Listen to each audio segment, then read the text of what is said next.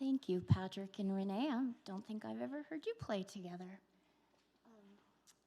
Good morning. Welcome to the Unitarian Church of Los Alamos. I'm Rebecca Howard, and I am a worship associate today. Our minister, the Reverend John Cullinan, has today off, and I am delighted to welcome our own Andrea Determan.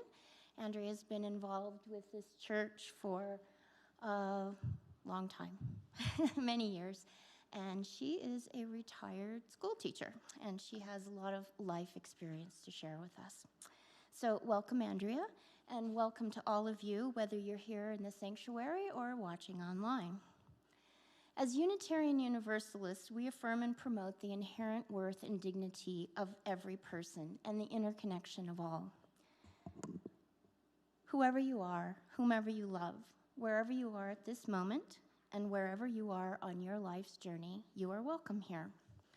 If you are joining us for the first time, we invite you to talk to any of us after the service and return next week when Reverend John will be back in the pulpit. I think that's correct. He's back next week. Yes. If you're watching online, please sign our virtual guest book. There's a link to that in the notes below the video.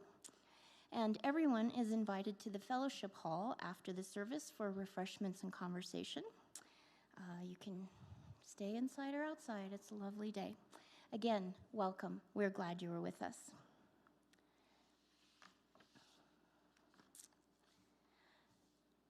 Our opening words come from Deborah Burrell.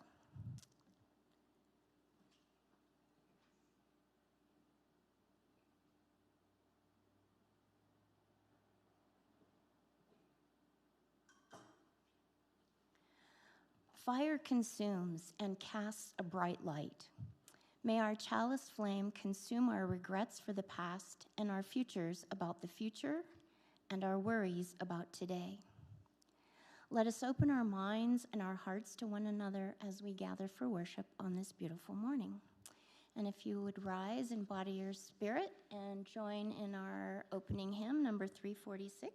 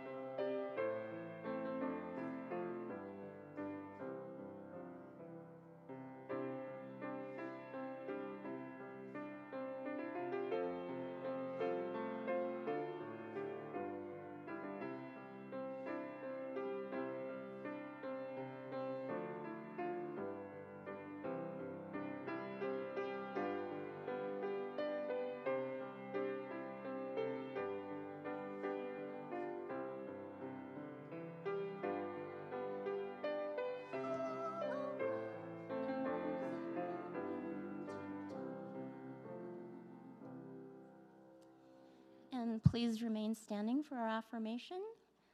Love is the doctrine of this church. A quest for truth is its sacrament, and service is its prayer. To dwell together in peace, to seek knowledge in freedom, to serve life in fellowship, to the end that all souls shall grow in harmony.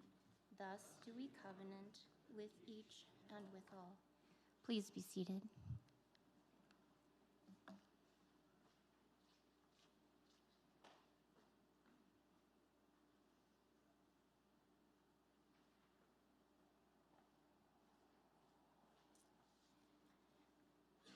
Candles burn today in honor of all those who have fallen in service of their country, and prayers and thoughts for the Brookout family. Let us share a moment of silence as we reflect on our joys and sorrows, whether spoken aloud or held quietly within.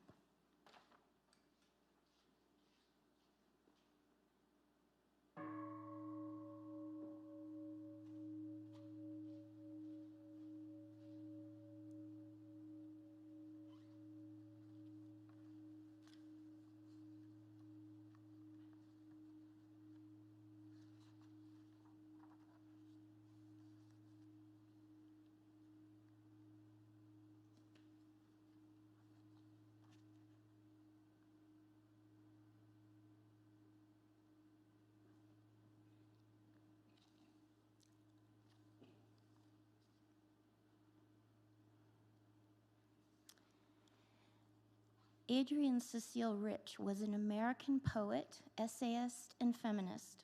She was called one of the most widely read and influential poets of the second half of the 20th century, and was credited with bringing the oppression of women and lesbians to the forefront of poetic discourse. The following words are Adrienne's words. They can be found in our hymnal, Singing the Living Tradition, and on the UU Worship Web. So as we prepare for meditation, my heart is moved by all I cannot save. So much has been destroyed. I have to cast my lot with those who, age after age, perversely, with no extraordinary power, reconstitute the world.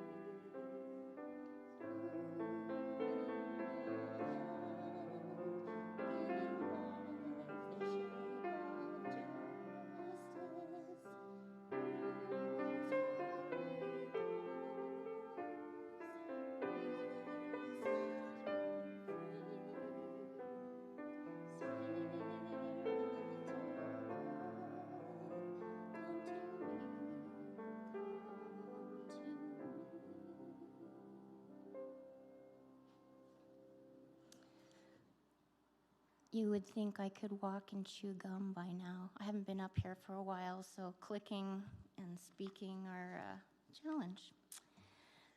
So, Andrea said to make this quick, but how many of you know some pretty fantastic women? Are there women or girls in your lives that you admire? I'm guessing all of us. So I was going to tell you briefly about 6 Unitarian Universalist, and Unitarian Universalist women who I think are inspirational, but we'll make it quick. On the top left is Judith Sargent Murray. You might recognize that last name. John Murray was one of the founders of American Universalism, but Judith was an activist. She was born in 1751 and died in 1820. She wrote one of the earliest published statements on women's rights. It was titled On the Equality of Sexes, and it was first published in 1790 and again in a feminist publication in 1973, almost 200 years later, showing how her impact spanned the generations. In the middle top is Olympia Brown. She was one of the first women ministers to be ordained with the consent of her denomination. So she did a bunch of schooling and wanted to go to seminary, and she was discouraged because the head of the divinity school didn't think that women belonged there, but she convinced them to let her in. And she not only graduated, but while she was there, she was discouraged by the faculty wives and ridiculed by the other students, who were, of course, male. She was a woman in a field where there were only men, and part of the ridiculing was she had a high, thin voice, and the students would stand under her window and repeat her sermons in a high, thin voice. And in a way, they did her a favor because she realized that her voice was not that powerful. So she enrolled at a school of speech, and the school's founder gave her a series of exercises to help build her lung capacity. She did those throughout her life, and she became a powerful public speaker. And later, she met Susan B. Anthony, and she spent much of her life working for the women's right to vote and for other rights. On the top right is Sophia Lyon-Fawes. Without her, UU education would not be what it is today. She wanted children to receive the benefits of religious education and exploration, and she figured out a way to make complex theological concepts and history more accessible and exciting to a younger audience through storytelling, painting, and other forms of creativity and self-expression, which appeal more to children and adults too. And she lived to be 102. I wrote 102. I think it was 103. Yeah, and never ceased in her quest for knowledge and innovation. On the bottom left is Frances Ellen Watkins Harper. Andrea's going to talk about her. Are you going to tell about her on the streetcar refusing to give up her seat? Okay, so remember Rosa Parks? Yes. So Frances Ellen Watkins Harper refused to give up her seat on a Philadelphia streetcar. Oh, she was born in 1825 and died in 1911, so that's the era. When the conductor refused to take her money at the end of her ride, she threw it on the floor and left. So she was courageous and a generation, well, maybe 2 or 3 generations ahead of Rosa Parks. And in the bottom middle, Cecilia Payne Capuchin, I'm not sure how to say her name, was an astronomer. She was the first woman to receive tenure and chair a department at the Faculty of Arts and Science at Harvard University. She made a lot of discussions. In fact, she discovered that hydrogen is millions of times more abundant than any other element in the universe. She also taught Sunday school at First Parish in Lexington, Massachusetts. So at a time when the sciences were even more dominated by men than they are today, her persistence and brilliance made big strides for women in the sciences and particularly astronomy. And then finally on the bottom right, Margaret Moseley wanted to be a nurse, but she was denied entrance to every nursing program in Boston because of her race. So she became a civil rights activist instead. She served in a number of ways. She was born in 1901 and died in 1997.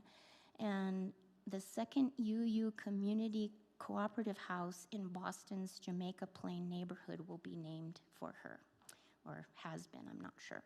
So in these 6 women, the one I didn't mention, we have a playwright, a poet, an essayist who wrote for equal rights for women at a time when they were almost non-existent, a woman who persevered in becoming a minister and, like I said later, worked for women's suffrage, an innovative teacher who worked to include children in religious education and was a lifelong learner herself, another writer and reformer who worked for justice and also refused to give up her seat on public transportation, an astronomer who also taught Sunday school, and another woman who was interested in the sciences, specifically healthcare, but because of being denied entry because of her race to educational institutions, she instead became a civil rights activist and worked for them to become reality.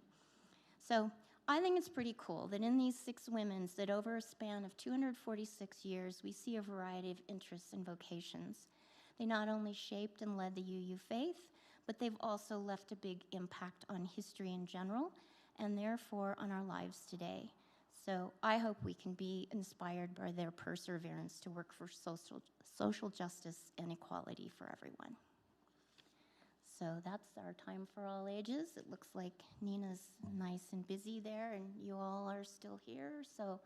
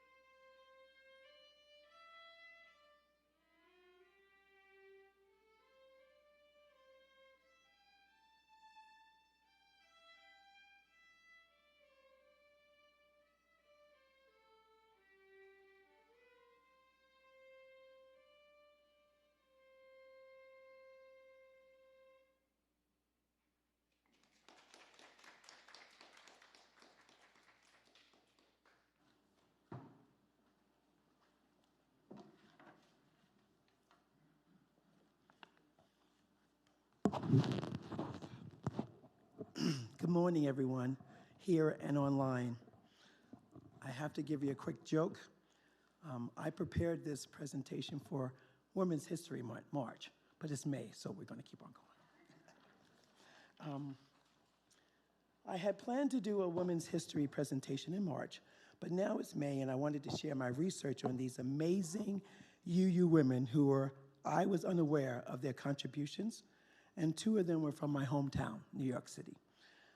There are so many other amazing UU women that Becky talked about, and they were on my list too.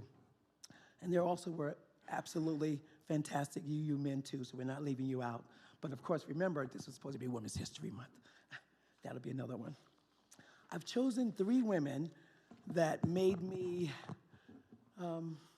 remember my reasons for being so active in all the places that I lived: New York City, Idaho, New Mexico. And for all those who don't know me, who think I'm a quiet Black female who just came here, I've been here for 20 years. And the UU Church has helped me become even more powerful and more supported. So I wanted you to know who I am.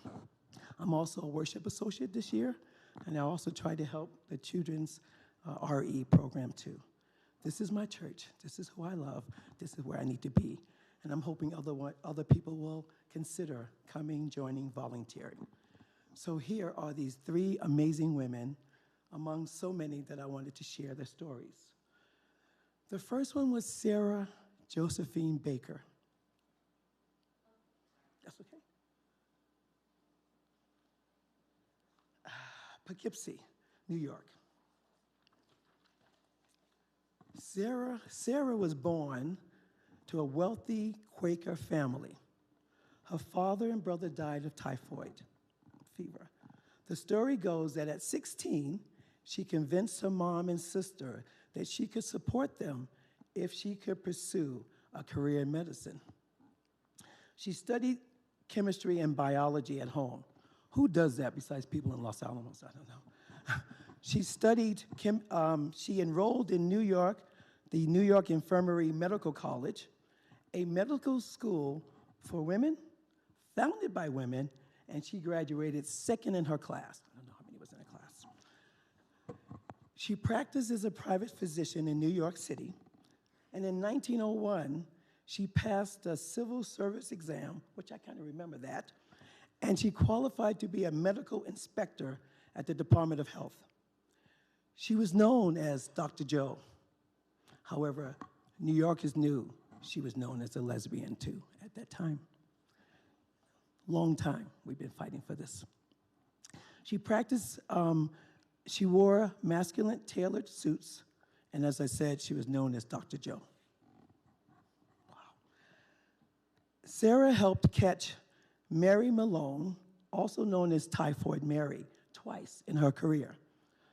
She was the first known carrier to be healthy, but every time she was released, every time she was in the public as a cook, she infected over 50 people.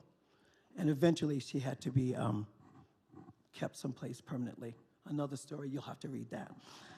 Sarah noticed, as she was this person from New York to help in health care, that the rate in Hell's Kitchen was over 4,000 people dying every week. At that time, Hell's Kitchen, I'm a native New Yorker, was working class poor and Irish Americans.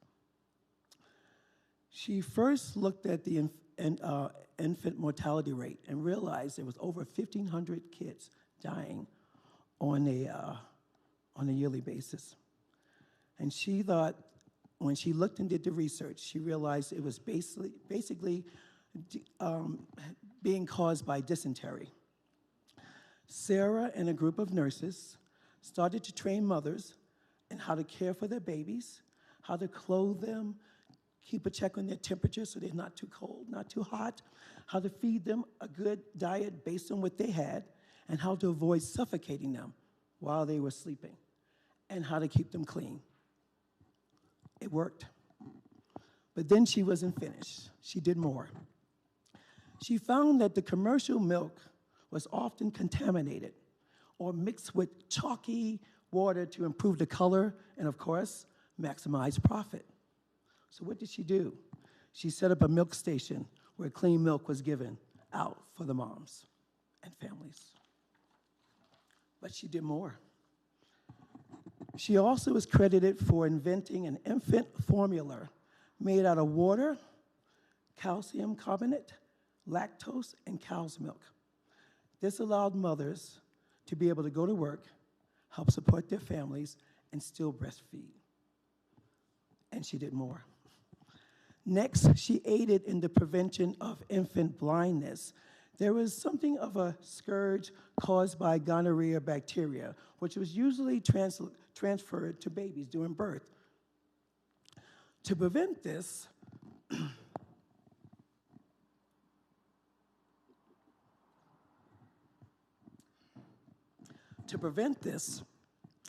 doctors were giving babies drops of silver nitrate in their eyes to help prevent this or to correct this. But it appeared it wasn't working. Sarah discovered that the bottles were unsanitary and or the doses were too highly concentrated. So what did she do? Sarah designed and used small containers made out of antibiotic beeswax. Each held a single dose of silver nitrate, So the medication would stay at a level of concentration, at a known level of concentration, and could not be contaminated. Records showed that blindness in infants decreased from 300 babies per year to 3. Wow. But that wasn't enough. She also noticed that many of these babies were being delivered by midwives with other issues. Sarah did the unthinkable, because I'm from New York and I know. She convinced New York City to help train and license midwives to ensure some degree of quality and expertise in delivering babies. It helped. While Sarah was doing all of this, she remembered an experience she was having or experienced in public schools, where they were having issues with head lice and eye infections. So what did she do? She helped to make sure that each school had its own doctor and nurse, and that the children were routinely checked. This is all in Hell's Kitchen that she's practicing this stuff, which of course we use today. This system worked so well that head lice and eye infections was almost no longer an issue. Sarah spent much of her later life with a young lady called Ida Alexander Ross Wiley. She was a Hollywood scriptwriter from Australia who identified herself, and this early, as a woman-oriented woman. Little is known about Sarah because it appears that she destroyed all of her personal papers. I found her to be a genius, a compassionate woman doctor who was able to survive, thrive, and was respected in the medical world as a lesbian living with a partner on her own terms in my hometown. Dr. Baker was a Unitarian for many years, and she is recorded and noted in our UU papers. Our next person of interest that I fell in love with was Mary White Overton. New York, Brooklyn. And here's her story.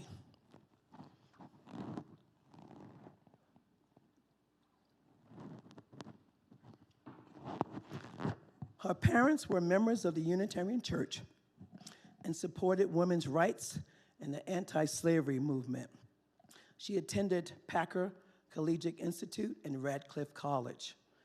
Mary was a suffrage journalist, and then she got involved in the civil rights movement after hearing Frederick Douglass speak in a church in 1890. And later, she further was inspired after hearing Booker T. Washington speak in New York City in a club. Over the next few years, she studied employment and housing issues of Black Americans in Manhattan. In 1894, Mary met Ida B. Wells, another prominent Black woman, if you don't know, while taking Christmas presents to Ida's sister's children. She was appalled at the living conditions of the tenements, the apartments. She started working with Ida to force the city to improve and update these tenements, which my family probably benefited from since I was born and raised in Harlem, New York City. Later on, she met W.E. Du Bois, who introduced her to the founding members of the Niagara Movement. Now, the Niagara Movement was a group of prominent Black intellectuals in New York, led by W.E. Du Bois. And their purpose was to form an organization calling for civil and political rights for Black people. In September of 1908, Mary read an article written by socialist William English Walling. And his article was titled, "Race War in the North." It was written in a paper called the Independent paper, and Walling described a massive, and this has happened many times, but this is the first time Mary got whiff of this. Walling described a massive race riot by whites directed at black residents in the hometown of Abraham Lincoln, Springfield, Illinois. It led to 7 deaths, the destruction of 40 homes, black homes, and 24 black businesses destroyed, and 107 indictments against rioters, which is incredible. Don't know if they ever served any time, but they were charged. Walling ended the article by calling for a powerful body of citizens to come to the aid of blacks. And guess who responded? Mary.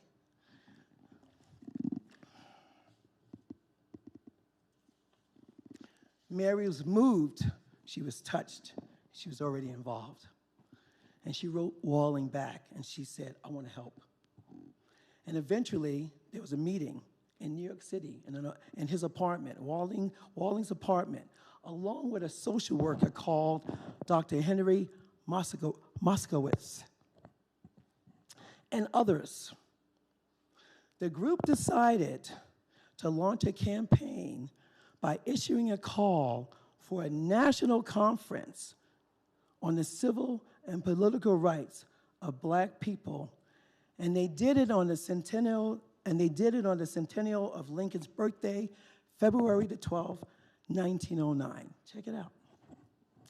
Now, the National Negro Committee held its first meeting in New York on May 31st and June 1st of 1909. In 1 year, with the help of Mary and others, the National Negro Committee in attendance at its second conference organized a permanent body known as the National Association for the Advancement of Colored People. That was Mary. That was Mary. Yes. I've got goosies right now because I did not know that. Mary was appointed as its executive secretary. Mary also served as a board member and chairman. She inspired other women to join of other nationalities to this organization, and in doing so, made a significant contribution to the multicultural composition of this organization today. She served this organization for 38 years. Thank you, Mary. And if anyone wants to know why I step up, why I say things, why I do things, New York, Mary, Andrea. I am also a member of the NAACP, which is in Santa Fe, and we've been fighting for rights like this since 1900, even though it goes back. UUs have been there all the time. And finally, Frances Ellen Watkins Harper, a black woman who was Christian and an activist and a Unitarian, and she never gave up. Frances was a black woman born to free parents. Her mother died when she was 3, and she was raised by her aunt and uncle, who instilled in her strong ethics and a strong abolitionist consciousness, Christian ethics. In 1850, she taught domestic science at a seminary school affiliated with the AME Church. And in Idaho, I used to teach home ec, and then it changed to family consumer science. And so when I saw domestic science, I had to look that up. So it's home ec, it's family consumer science. So for all you moms and dads here in the home, you now can be considered a domestic scientist. How about that? They'll never know what you're talking about. Anyway, back to the story. Frances met someone who helped refugee slaves make their way along the Underground Railroad. Her part was different because she wasn't that activist walking and talking. She did it with her words. She started writing anti-slavery literature and later joined the American Anti-Slavery Society in 1853. So women, we've been working a long time, which is where she began her career as a public speaker and a political activist. And then after the Civil War ended, Frances moved to the South to teach newly freed black people during the Reconstruction era. In 1870, she worked with the Freedmen's Bureau encouraging many black people in Mobile, Alabama. Her words were, to get land, everyone can. She encouraged black people to get land because they could vote and act independently once Congress passed the 15th Amendment. So once again, fighting for our voting rights. She was active in many black organizations, and she felt that black reformers had to set their own priorities. She was also active and helped organize events and programs for the National Women's Christian Temperance Union, which was reforming a social group with the Christianity as a base. She promoted the collective action of all women as a matter of both justice and morality.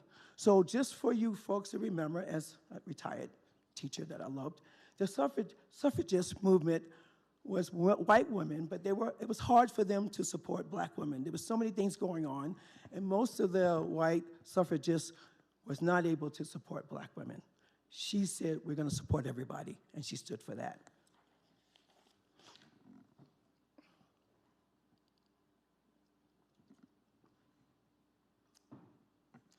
So Frances said she couldn't go for that.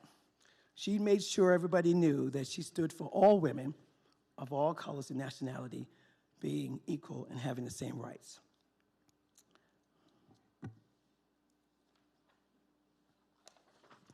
She campaigned not only for racial and sexual equality, but also, this is interesting, she also campaigned for a new understanding of the federal government's responsibility to protect rights, regulate morality, and promote social welfare. In 1891, Frances delivered this powerful speech to the National Council of Women of America. That's all of them. She was invited in Washington, D.C., and she demanded justice and equal protection by the law for black people.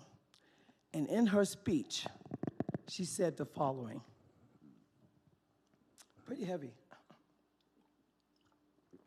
In 1891, this black woman stood up in front of everyone and said the following: as long as there are such cases as moral irresponsibility, mental imbecility, as long as Potiphar's wife, which is a figure in the Hebrew Bible and the Quran, stands in the world's pillory of shame, no man should be deprived of life or liberty without due process of the law.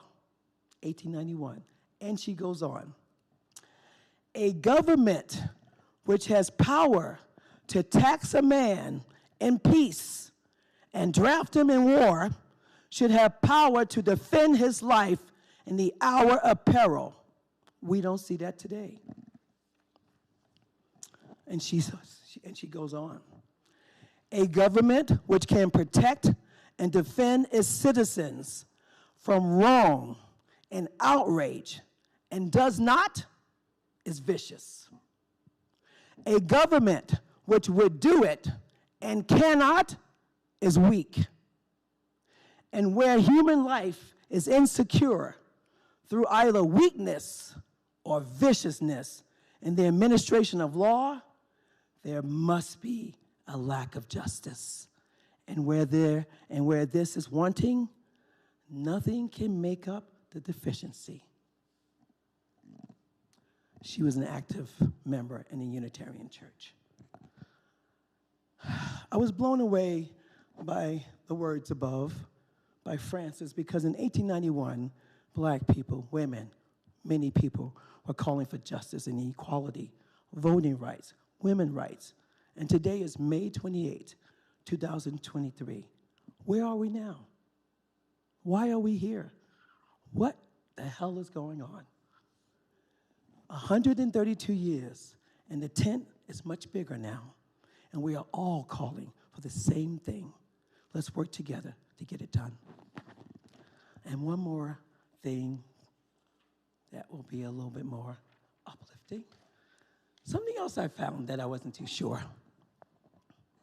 Barack Obama has a connection to us too. You didn't know that. Not only is he a Leo like me, but Barack Obama's mother grew up attending a Unitarian church in Bellevue, Washington. Obama lived with her parents, Stanley and Madeline Durham, in Hawaii in 71 and 72, when he attended the Sunday school at First Unitarian Church in Honolulu. And from 1975 until his high school graduation in 1979, he knows about us. He's a UU too in his heart. Obama mentions his grandparents. I've got both books. You should get them. Excellent read. Obama mentions his grandparents' involvement with the Unitarian Universalists in Dreams from My Father. And he also describes his mother's religious worldview and her impact on him in The Audacity of Hope. I have been inspired by these women's stories, their intelligence, their perseverance, their commitment to humanity, to justice, to equality, regardless of color and regardless of class. I continue to try to be my best and help others. I continuously stand up and speak when I need. Each one of them had their own superpower, and they used it. What's yours? Come share it with us. Come volunteer with us. Come help our community be a just community and fight the struggles that we have now today. May it be so.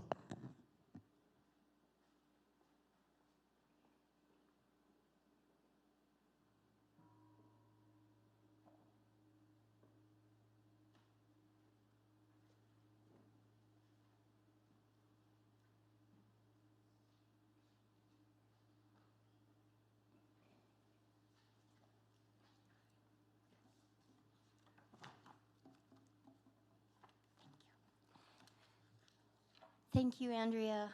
We frequently hear in our history the contributions of about our founders, who were mostly men, who were and are important, but it's also really nice to hear about the contributions of these women, who are mostly women of color, who made a difference and frequently flew below the history radar. So thank you.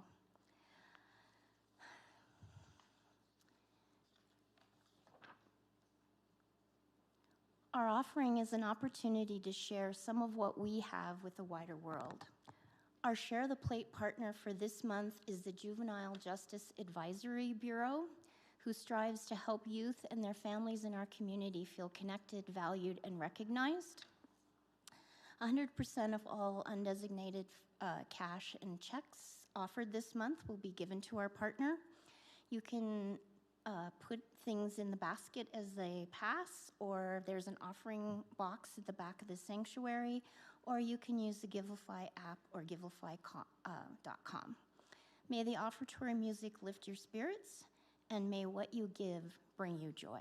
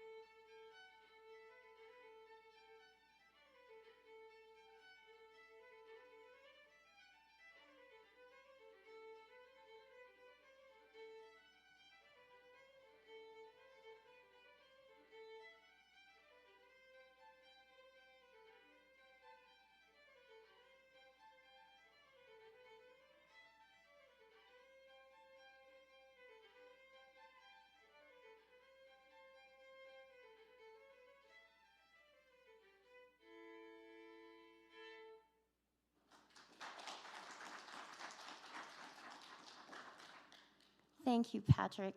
Makes me wish I knew how to Irish dance. Before we conclude our service, I'd like to remind you that announcements and information about upcoming events can be found on our website, in our weekly emails, on our Facebook page, and in this month's issue of The Voice. Let's see what's up there. Oh yes, the Los Alamos Faith and Science Forum is starting this Tuesday at 6 p.m. I think they meet here, they used to. I'm not sure, you can find them online. The first Friday dinner is this Friday at Pyramid Cafe, and Saturday, June 3rd, 11 a.m., we celebrate the life of the Reverend Dr. Dale Arnick. There's a luncheon reception to follow. Volunteers to bring food, set up, and take down are welcome. And for more information, contact Joyce Nichols. And I think that's the announcements.